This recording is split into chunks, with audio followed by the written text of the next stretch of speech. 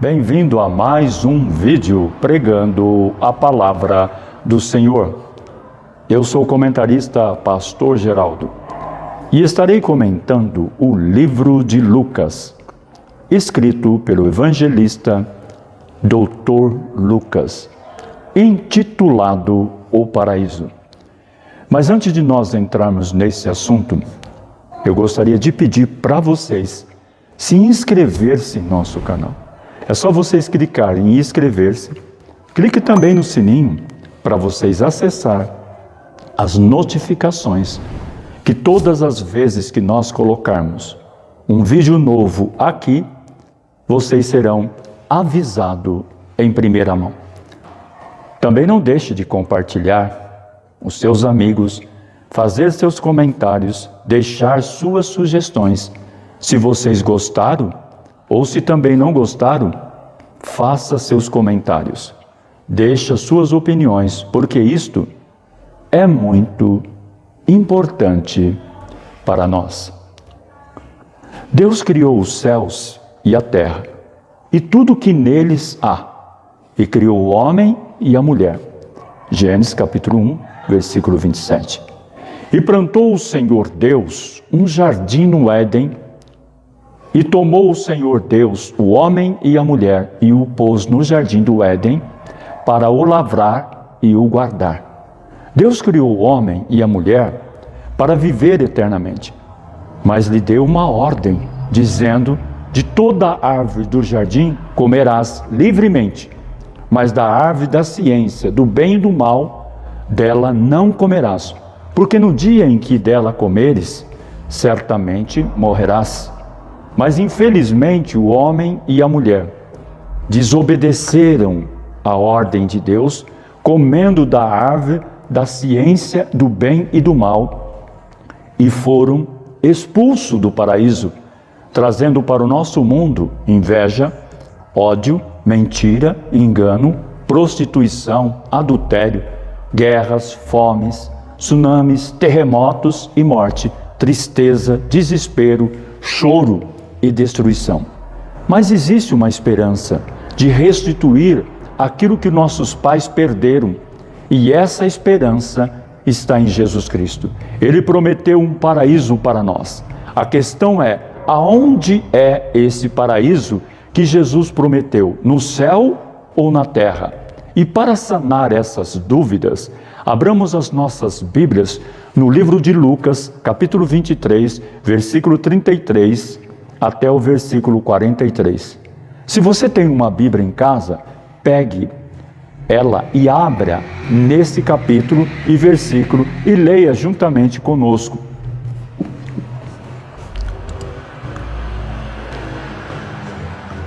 Quando chegaram ao lugar chamado Caveira, ali o crucificaram com os criminosos, um à sua direita e outro à sua esquerda. Jesus disse: Pai, perdoa-lhe, pois não sabem o que estão fazendo. Então eles dividiram as roupas dele, tirando sortes. O povo ficou observando, e as autoridades o ridicularizavam. Salvou os outros? Diziam: salva-se a si mesmo, se é o Cristo de Deus, o escolhido. Os soldados, aproximando-se, também zombavam dele, oferecendo-lhe vinagre. Diziam: se você é o rei dos judeus, salva-se a si mesmo. Havia uma inscrição acima dele que dizia: este é o rei dos judeus. Um dos criminosos que ali estavam, de pendurados, lançavam-lhe insultos: você não é o Cristo? Salva-se a si mesmo e a nós. Mas o outro criminoso o repreendeu, dizendo: você não teme a Deus? Nem estando sobre a mesma sentença, nós estamos sendo punidos com justiça, porque estamos recebendo o que os nossos atos merecem. Mas este homem não cometeu nenhum mal. Então ele disse: Jesus, lembra de mim quando entrares no teu reino. Jesus lhe respondeu: eu lhe garanto, hoje você estará comigo no paraíso. Não ouvimos muitos sermões sobre o céu atualmente. Isso pode parecer estranho, já que a alegria de todo o cristão é refletir sobre estar com o Senhor por toda a eternidade. A promessa do céu está no núcleo maior do evangelho que pregamos. Mas há uma razão pelo qual não ouvimos muito sobre esse assunto jubiloso. O fato é que a Bíblia não diz muito sobre como o céu é. Jesus nunca se assentou com os discípulos e explicou a glória e a majestade dos céus. Ele realmente disse ao ladrão sobre a cruz: hoje estarás comigo no paraíso. Mas não disse como seria. O apóstolo Paulo se refere aos céus quando fala de ter sido levado ao paraíso. Segundo Coríntios, capítulo 12, versículo 4, ele disse que foi arrebatado ao paraíso e ouviu palavras inefáveis que ao homem não é lícito falar. Ele relata também que viu e ouviu coisas que abalaram tanto a sua mente que ele não tinha linguagem para as descrever. A ideia que se tem da descrição de Paulo é a de que, mesmo se ele pudesse explicar o que viu, as nossas mentes humanas não conseguiriam compreender. Seja o que for que Paulo tenha testemunhado no céu, isto o impactou de tal maneira que para o resto da vida ele quis ardentemente estar lá. Paulo era grato por sua vida, por seu chamado, seu ministério. Creio que ele amava o povo de Deus com paixão, mas ao longo dos seus anos de ministério, o contínuo desejo de Paulo era ir para o lar celestial e estar com o Senhor. Em Filipenses capítulo 1, versículo 23, o apóstolo Paulo diz: mas de ambos os lados estou em aperto, tendo desejo de partir e estar com Cristo, porque isto é ainda muito melhor. O seu coração simplesmente ansiava em estar lá. Então, aonde é o céu? Não sabemos. Efetivamente, sabemos que há um novo céu chegando, assim como uma nova terra. E esse novo planeta não será simplesmente a velha terra refinada pelo fogo, mas algo inteiramente novo. E o seu centro será a capital, a Nova Jerusalém. A Bíblia vai dizer que o apóstolo João descreveu esta cidade maravilhosa. Ele disse: então o Espírito de Deus me dominou, e o anjo me levou para uma montanha grande e muito alta. Ele me mostrou Jerusalém, a cidade santa, que descia do céu e vinha de Deus, brilhando com a glória de Deus. A cidade brilhava como uma pedra preciosa, como uma pedra de jaspe, clara como cristal. Ela era cercada por uma muralha muito alta e grande, com 12 portões guardados por 12 anjos. Nos portões estavam escritos os nomes das 12 tribos do povo de Israel. Havia 3 portas de cada lado, 3 ao norte, 3 ao sul, 3 ao leste e 3 ao oeste. A muralha da cidade estava construída sobre 12 rochas, nas quais estava escrito os nomes dos 12 apóstolos do Cordeiro. O anjo que falou comigo levava consigo uma vara de ouro para medir a cidade, os seus portões e muralha. A cidade era quadrada, pois o seu comprimento era igual à sua largura. O anjo mediu a cidade com a vara de ouro e viu que media 2.200 quilômetros. O seu comprimento, largura e altura eram iguais. O anjo mediu também a muralha e viu que tinha 64 metros de largura, conforme as medidas comuns que o anjo estava usando. A muralha era de jaspe e a própria cidade era de ouro puro, claro como vidro. As rochas do alicerce da muralha estavam enfeitadas de todo tipo de pedras preciosas. A primeira rocha estava enfeitada de jaspe, a segunda de safira, a terceira de ágata, a quarta de esmeralda, a quinta de sardônica, a sexta de sárdio, a sétima de crisólito, a oitava de berilo, a nona de topázio, a décima crisópraso, a 11ª de jacinto e a 12ª de ametista. Os 12 portões são 12 pérolas e cada um desses portões era feito de uma só pérola. A rua principal era de ouro puro, claro como vidro. Não vi nenhum templo na cidade, pois o seu templo é o Senhor Deus, o Todo-Poderoso. E o Cordeiro, a cidade, não precisava de sol nem de lua para iluminarem, pois a glória de Deus brilhava sobre ela, e o Cordeiro e o seu candelabro. Os povos do mundo andarão na luz dela, e os reis da terra vão lhe trazer as suas riquezas. Os portões da cidade estarão sempre abertos o dia inteiro, não se fecharão, porque ali não haverá noite. As nações vão trazer os seus tesouros e as suas riquezas para a cidade. Porém nela não entrará nada que seja impuro, nem ninguém que faça as coisas vergonhosas ou que conte mentira.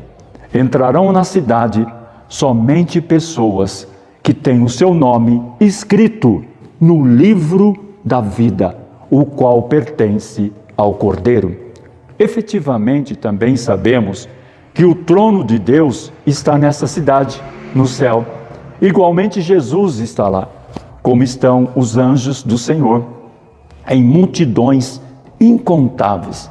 Ainda mais, Paulo diz que uma vez estando lá, contemplaremos Jesus, porque agora vemos por espelho, em enigma, mas então veremos face a face.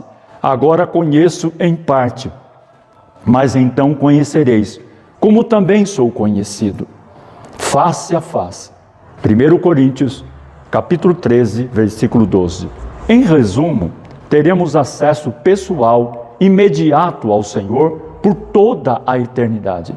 Amado, se isso apenas fosse todo o céu, seria o suficiente para mim. Evidentemente, aprenderemos coisas que simplesmente não pode ser contida pela mente humana aqui na terra. Teremos acesso à mente do próprio Cristo, que é ilimitada. Eu creio que Ele vai nos ensinar a respeito de todas as coisas eternas. As Escrituras sugerem que o céu não será só para relaxar e não fazer nada.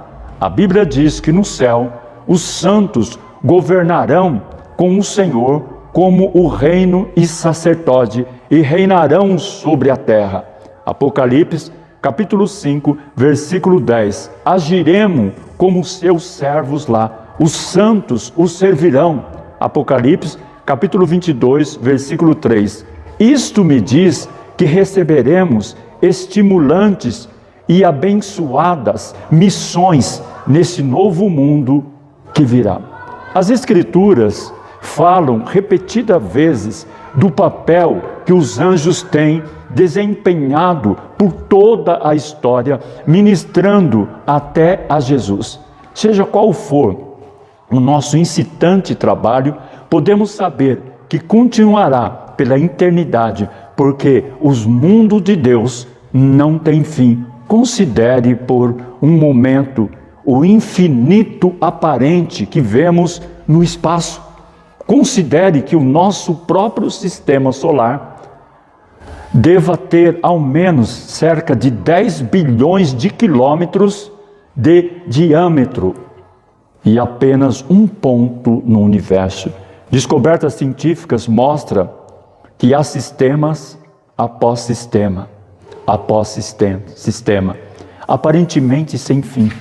Isto é tão tremendo para o nosso sistema solar, como ocorre através do espaço, girando em torno do Sol, inúmeros outros sistemas estão se movendo um sobre o outro igualmente. E está tudo tendo lugar segundo a divina ordem de Deus. Por esta razão, creio que no céu iremos receber tarefas que são agora incompreensíveis às nossas mentes humanas. Quando Paulo se refere à sua experiência no paraíso, ele fala de ter estado no terceiro céu. Os estudiosos, no tempo de Paulo, ensinavam que havia 3 camadas de céus. Primeiro, a atmosfera física, na qual habitamos. A seguir, o segundo céu, aonde as estrelas estão. E finalmente, o terceiro céu, aonde Deus e o paraíso estão.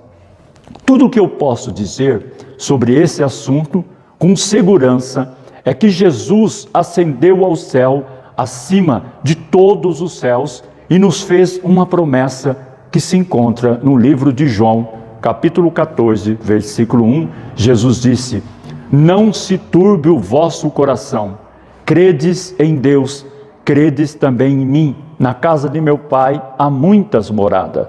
Se não fosse assim, eu vô-lo teria dito: vou preparar-vos lugar.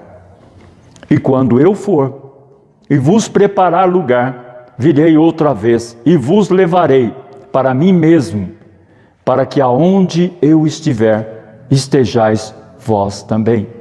Nesse momento, Jesus se encontra no céu, preparando um magnífico paraíso para o seu povo. E ele prometeu voltar para buscar o teu povo, que é a tua igreja, para morar com ele. Sabe aonde? No céu. Em resumo, amado, não dá para eu dizer como que o céu é. Eu não sei muito sobre o que está acontecendo lá. Não tenho nova revelação a oferecer. Não tenho uma versão como a de Paulo, mas dá para dizer como o céu não é e o que não está lá, pois isto é o que as Escrituras oferecem.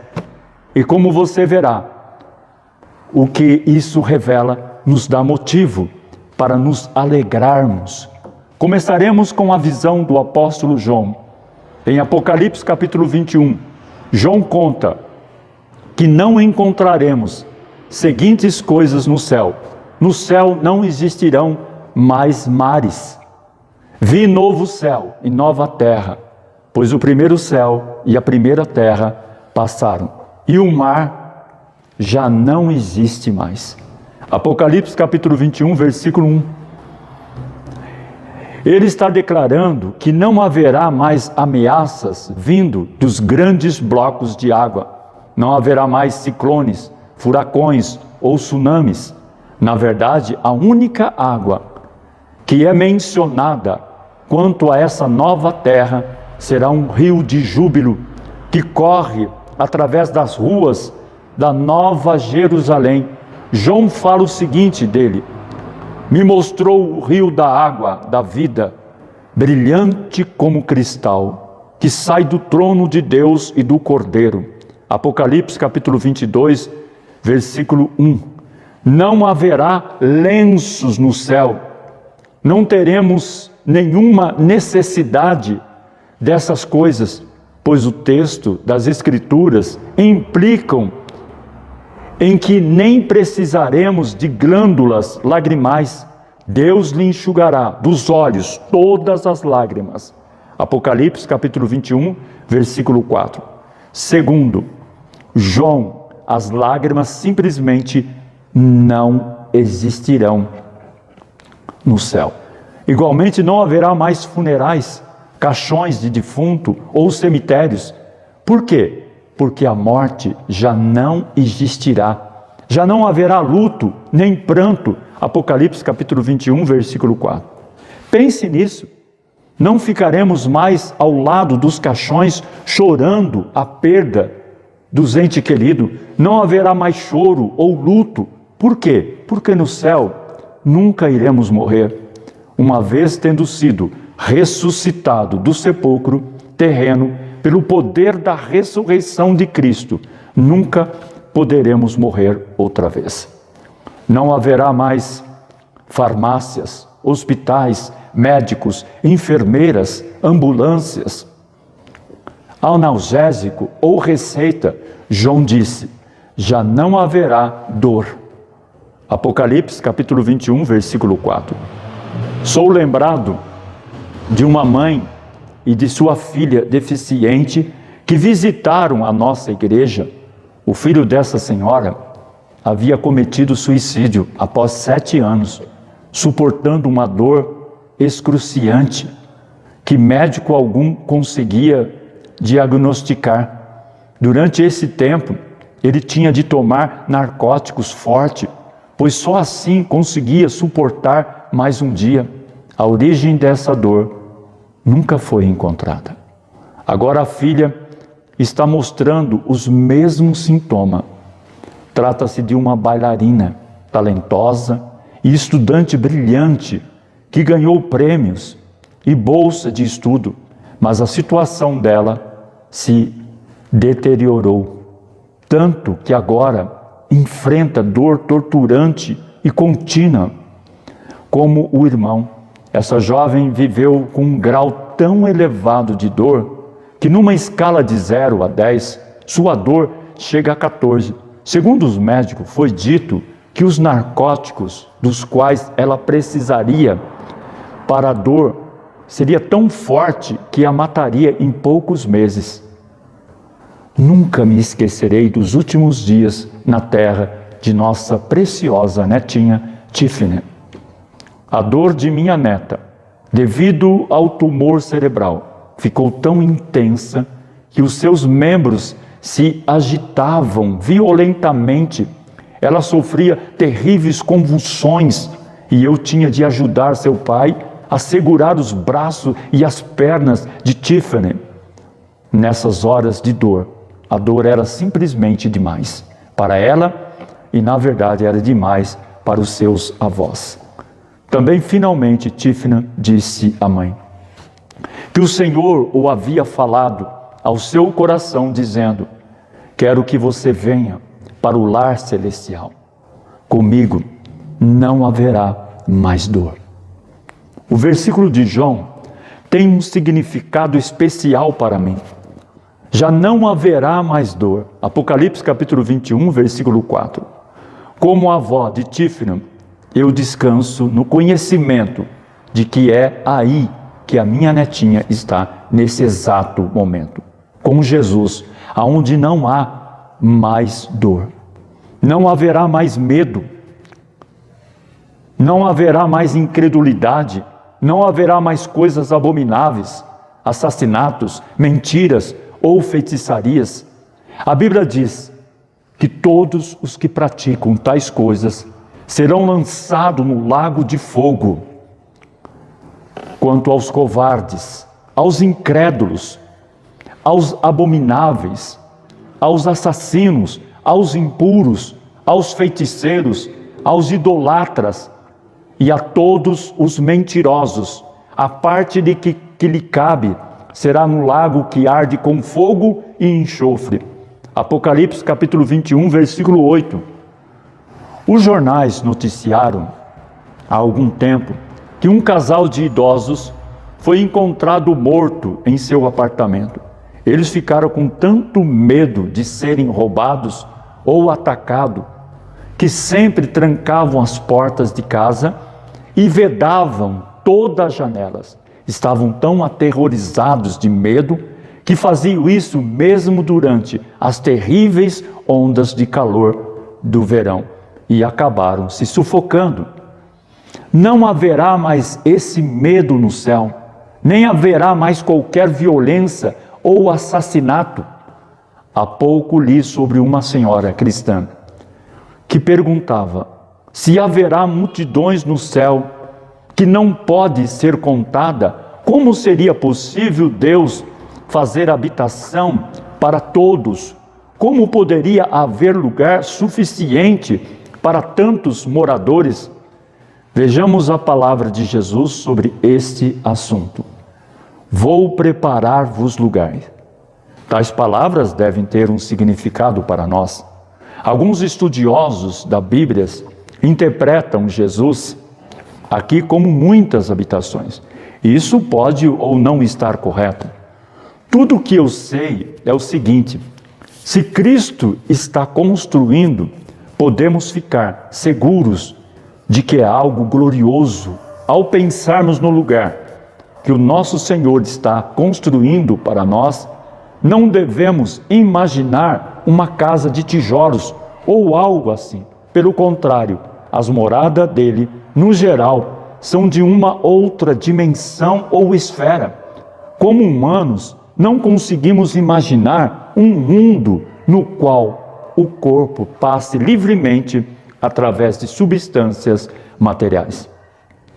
Jesus fez isso após a ressurreição e diz que no céu os nossos corpos de glória serão como o dele. Esse é um domínio que cientista nenhum descobriu, algo enormemente diverso de tudo que possamos compreender.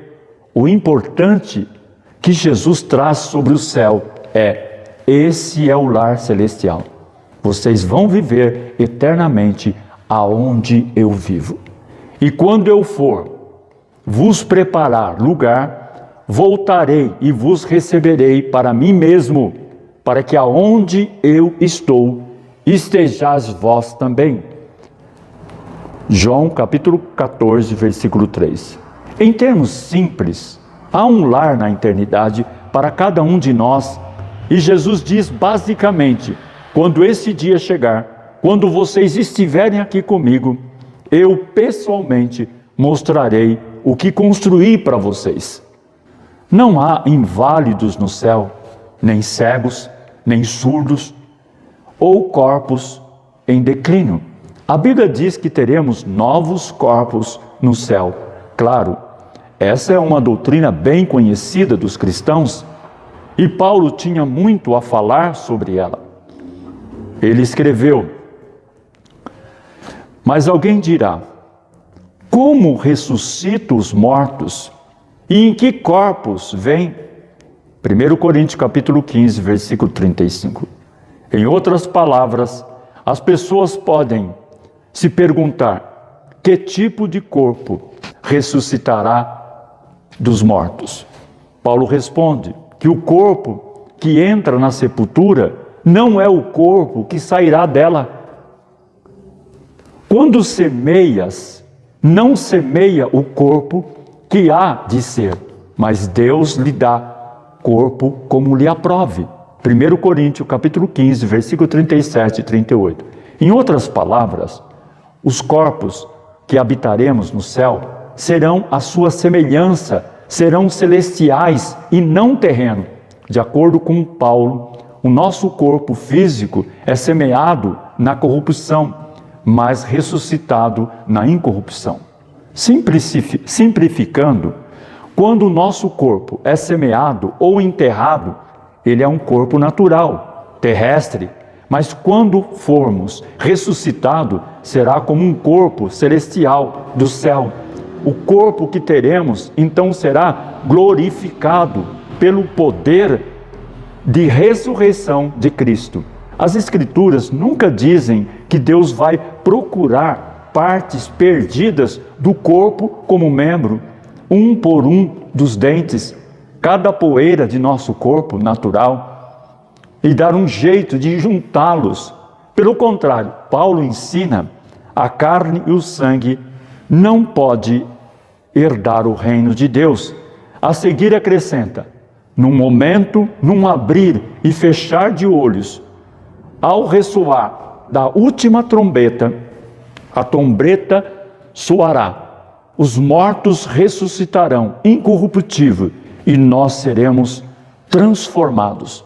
1 Coríntios capítulo 15, versículo 50 ao versículo 52. Os nossos corpos de glória naquele dia extraordinário, os túmulos se abrirão e e em seu tremendo poder, o Senhor criará corpos novos e eternos. Esses corpos serão a imagem do santo e do justo e nunca se corromperão. E quando isso acontecer, nós falaremos uma nova língua que todos iremos compreender. Na verdade, todas as coisas serão feitas novas. Mais eletrizante para mim é o que acontecerá para milhões de crianças mortas ou morrendo de todas as eras. Em um instante, essas preciosidades serão levantadas com novos corpos. Penso nas crianças cujos corpos foram para a cova devido à doença ou cujas carnes foram trucidadas em genocídios, cujos corpos foram estilhaçados por bombas. Também penso em homens e mulheres cujos corpos foram desfeitos e destruídos pela doença. Penso também nos corpos que foram enterrados em caixões vedados. Penso nos mártires de todas as épocas, nos que morreram por meio da tortura, foram mutilados, serrados ao meio, decapitados, queimados em fogueiras. Todos esses sairão dos túmulos com novos corpos, para nunca mais verem a corrupção ou a dor. A minha mente tem dificuldade em registrar essas coisas.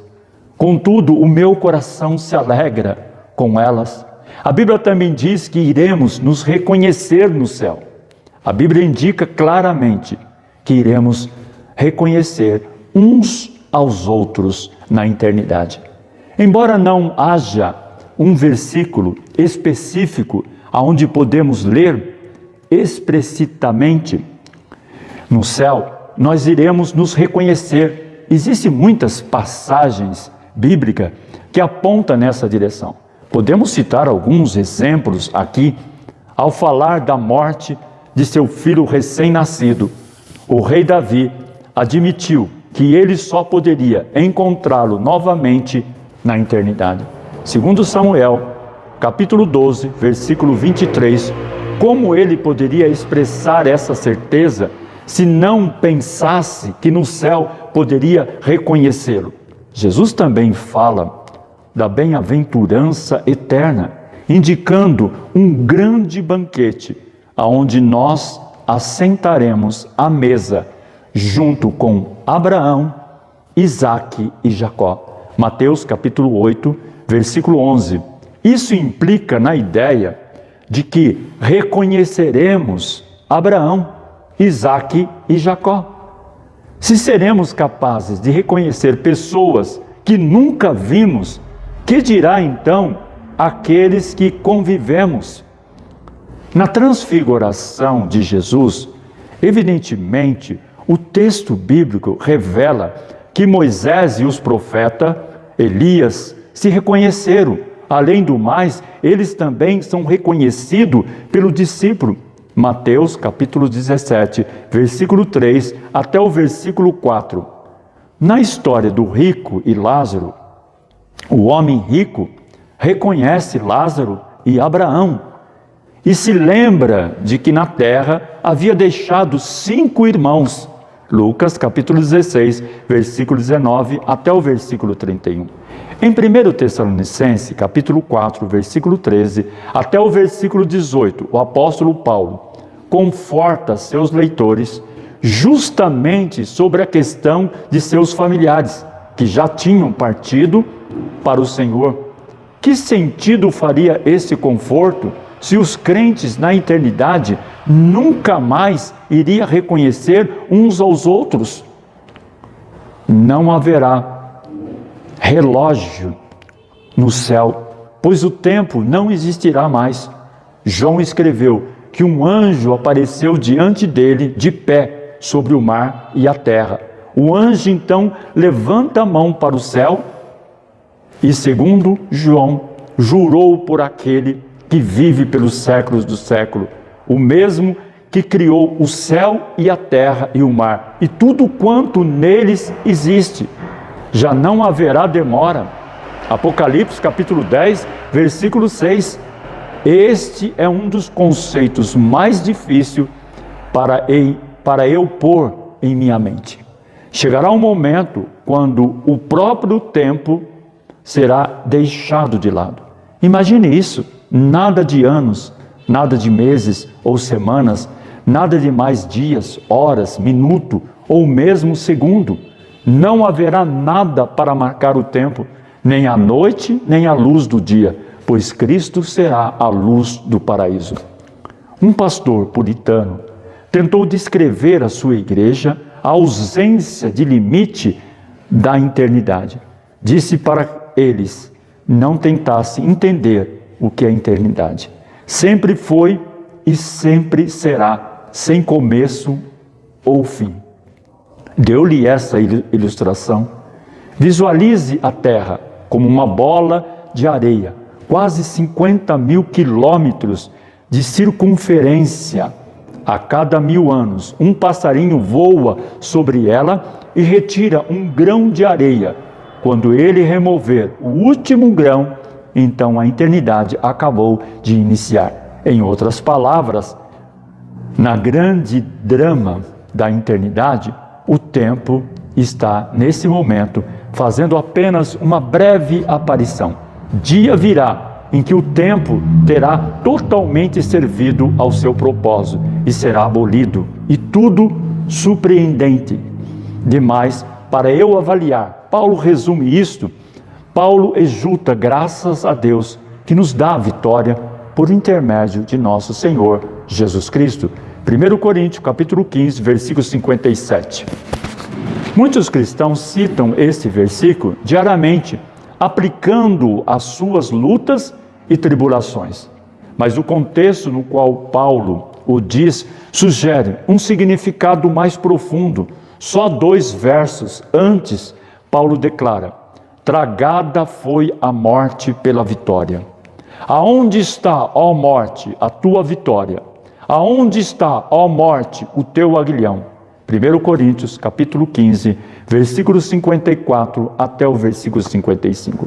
Paulo estava falando eloquentemente sobre o seu ardente desejo pelos céus. Ele escreve: sabemos que se a nossa casa terrestre desse tabernáculo se desfizer, temos da parte de Deus um edifício, casa não feito por mãos eterna, nos céus, e por isto neste tabernáculo gememos, aspirando por sermos revestidos da nossa habitação celestial. 2 Coríntios, capítulo 5, versículo 1 até o versículo 2.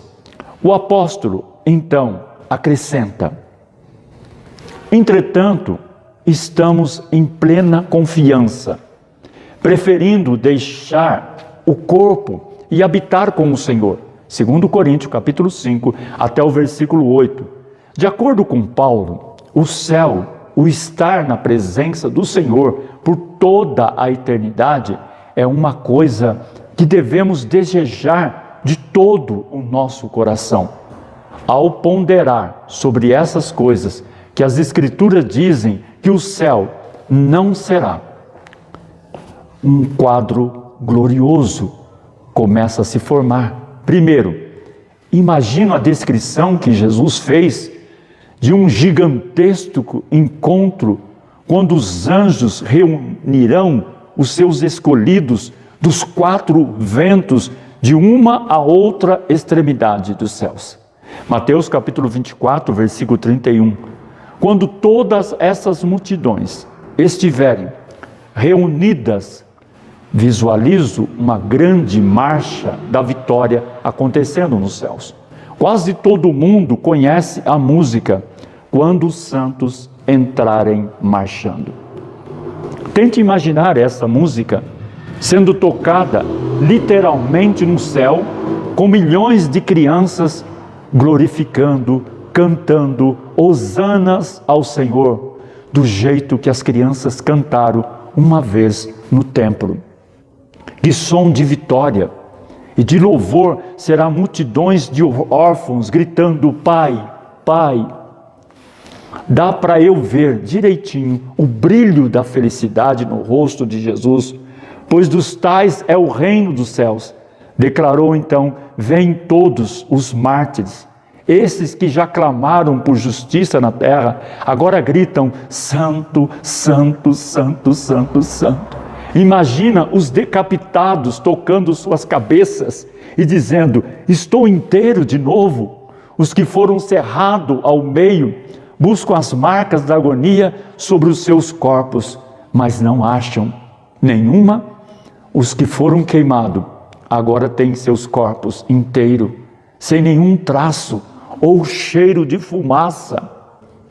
Todos esses estarão dançando com alegria, gritando: vitória, vitória, vitória em Jesus.